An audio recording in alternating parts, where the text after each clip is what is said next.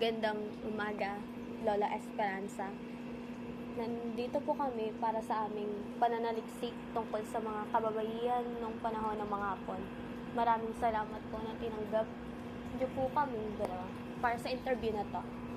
Magandang umaga rin, Iha, Iho. Matagal nang nakabaon sa aking alaala ang mga nangyari nung panahon na iyon. Pero kung ito'y makakatulong na maunawaan yung mga kabataan, handa ako na ibahagi ang aking karanasan. Lola, paano po ang buhay niyo bago dumating ang mga sundalong Hapon? Iho, noon, payapa ang buhay. Gising ka ng maaga para tumulong sa pagtatanim, papasok sa eskwelahan. 16 na taong gulang ako noon na nangyari yun. Pangarap ko maging guro ng mga panahon na iyon. Ang ganda po, Lola. Parang ibang panahon po tayo. Paano po nagsimula ang buhay niyo po, Lola, nung dumating ang mga sundalong Hapon? Isang umaga, biglang may dumating na mga truck. Nagsisigawan ng mga tao kasi ang daming putukan. Ako kasama ko, mga kaibigan ko noon. Hindi na namin alam kung saan kami pupunta kasi wala na talagang ligtas na lugar ng mga panahon na iyon. Kung handa po kayong ikwento, lahat, Lola, maaari niyo po bang ikwento? Nung mga panahon na iyon, nakahanap kami ng mga kaibigan ko na lugar na mapagtataguan. Ngunit, may 2 Hapon na nakakita dun sa lugar na pinagtataguan namin. Kinuha nila ang mga babae. Kasama ako, si Rosa at si Amara. Dinala nila kami sa isang kwartel. Ang ginawa nilang anuhan ng babae na tawag nila ay comfort woman. Lahat ng babae doon takot, walang takas, walang proteksyon. Kung ganun po talaga, masyadong kawawa po talaga yung nangyari. Brutal. Dinala po nila kayo sa kampo? Sa isang bahay nila kami dinala. Ginawa nilang kwartel para sa mga comfort women, Iho. Dito namin naranasan ang mga hindi mo may isipan na mararanasan mo sa buhay mo. Kailangan nyo itong marinig, Iho, Iha. Lahat ng babae doon na dinala nila sa kwartel ay hindi rape nila, hindi lang isang beses, hindi lang isang lalaki ang gumagawa. Paulit-ulit, walang katapusan. Lahat kami doon, gusto na lang namin tumakas. Gusto na lang namin mawala, matapos ang paghihirap na yun. Para kaming nasa impyerno, araw-araw. Takot na takot kami kung sino ba ang kukunin ng mga Hapon. Nananalangin na lang kami nang matapos na yung pagdurusa namin noong mga panahon na yun.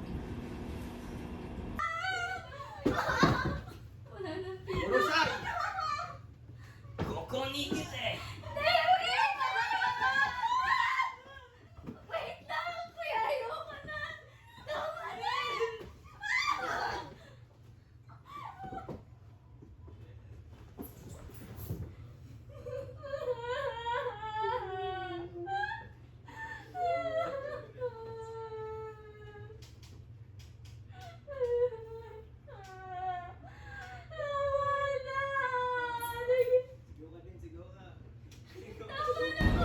Ano po nangyari nung pinatakas na kayo? Hindi kami nakatakas, Iha. Nakaalis lang kami doon nung natapos yung tigmaan. Iniwan na lang kami doon ng parang basura. Nung panahon na yun, hindi na ako makalakad. Ang dami ko nang pinagdaanan.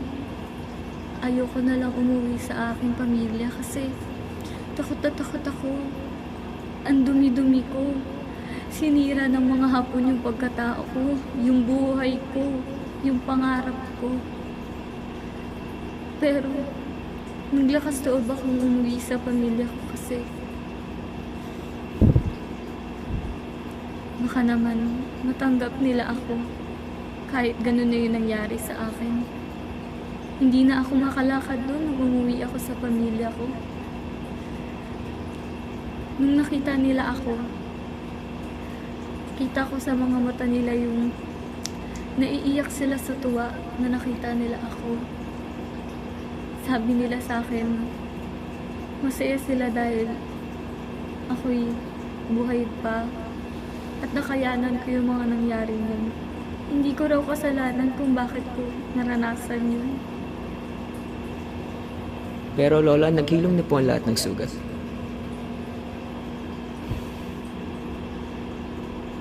Naghilong mang sugat, iho, pero nakabaon pa rin naman yan sa iyong alaala. Hindi mo siya basta-basta makakalimutan. Dala-dala mo yun buong buhay mo. Yung mga nangyari yun, hindi siya basta-basta dapat kinakalimutan. Ang digmaan, hindi din siya biro. Dapat napag-aaralan nyo nga itong mga kabataan kayo. Kasi dapat hindi natin tinatakasan ang mga nangyari noon para at least alam nyo ang mga nangyari dati. Ano pong mensahe niyo para sa mga kabataan ngayon? Sa mga kabataan ngayon, dapat tandaan nyo na ang mga biktima ng rape, hindi nila kasalanan kung bakit sila nare-rape. Hindi yun sa kasuotan nila. Nasa tao na mismo yun yung gumawa nun. Sila ang may kasalanan. At syempre, dapat hindi din gawing biro ang digmaan kasi madaming tao ang nagdudusa sa digmaan. Maraming salamat po Lola sa pagbahagi po ng inyong storya. Hindi po na kayo makikalimutan ng inyong binahagi po. Pangako po, Lola, dadalhin namin lahat ng mga mensahe niyo sa henerasyon namin ngayon. Maraming salamat din, Iho, dahil hindi na lang ako ang nagdadala nito. Pati kayo na rin at maaari nyo na rin itong maibahagi sa inyong mga kamag-aral. Maraming salamat.